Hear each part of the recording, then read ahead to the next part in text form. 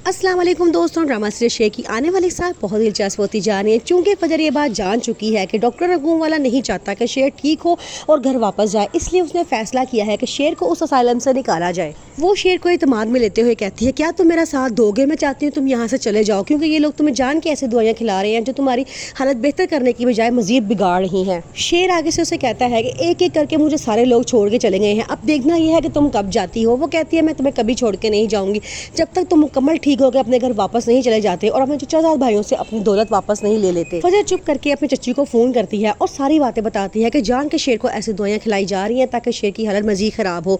आगे की चच्ची कहती है कि तुम उसे घर वालों को बताओ, लेकिन वो कहती है कि नहीं, मैं उनको नहीं बता सकती, वो मुझे शेर का दुश्मन समझते हैं, इसलिए वो कभी भी नहीं चाहेंगे कि जो बात मैंने उनको बताई है वो सच्ची है कि नहीं।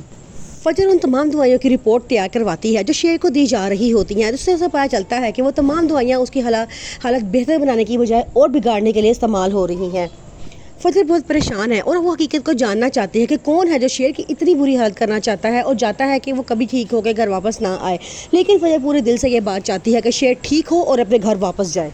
शेर के मामा पापा भी इस मकसद के लिए फजर को इस्तेमाल करना चाहते हैं कि फजर शेर को मार दे, लेकिन वो उनकी बात भी नहीं सुनती और उनकी नाराज़गी मोह ले लेती है, सिर्फ इसलिए क्योंकि वो शेर को घर पहुंचाना चाहती है बिल्कुल ठीक ठाक करके। फजर शेर को मना कर देती है, कहती है कि कोई भी डॉक्टर कोई दवाई या खाना लेकर आए, तुमने उसको नहीं खाना है, तुमने उसको किसी बहाने से फेंक देना है, लेकिन जो मैं दवाइयाँ और खाना तुम्हें दूंगी तुमने सिर्फ वही खाना है। शेर उस पर एतमाद करता है और कहता है, जैसा तुम कहोगी मैं वैसा ही करूँगा।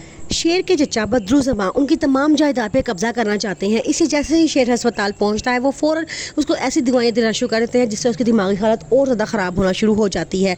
ये बात फजर जब जानती है उसे बड़ा दुख होता है। शेर के पापा को मरने से पहले ही अपने भाइयों की नीयत का अंदाज़ा हो चुका था, इसलिए उन्होंने मरने से पहले अपनी तमाम जायदाद अपनी बीवी और बच्चों के नाम कर दी थी।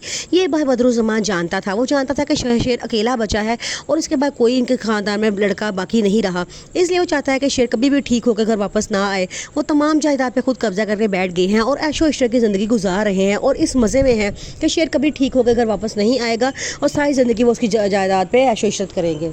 दूसरी तरफ बदरुज़्ज़मान भी साजिशों में पीछे नहीं है। वो फजर की वालिद से इंतहाई जलील अंदाज में कहता है, औरतों की जैसे तुम्हें हारने की आदत हो गई है, तुम्हें नहीं लगता कि तुम्हें मर जाना चाहिए?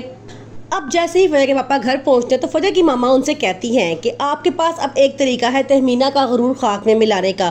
फजर से कहें कि वो शेर को मार दे। तो क्या पापा कहते हैं कि मैंने फजर से बड़ी बार कहा है, लेकिन फजर मेरी बात सुनने को तैयार नहीं है। ड्रामा सीरीज शेर की कहानी जैसे जैसे आगे बढ़ती है वैसे वैसे राज खुलते जाते हैं और किरदारों के चेहरे बेनकाब हो रहे हैं। शेर की माँ अब भी फजर पर शक कर रही है। वो डॉक्टर रघुम वाला से कहती है, मुझे फजर से खतरा है, वो हमारे दुश्मनों की बेटी है, मैं नहीं चाहती कि वो शेर के आसपास भी नजर आए। बस यही वजह होती है डॉक्टर रघुम वाला अपने खास आदमी शेर के आसपास खड़े कर देता है ताकि वो फजर पर नजर रख सके। फजर पर दबाव बढ़ने लगता है, लेकिन वो हार मानने वालों में से नहीं है।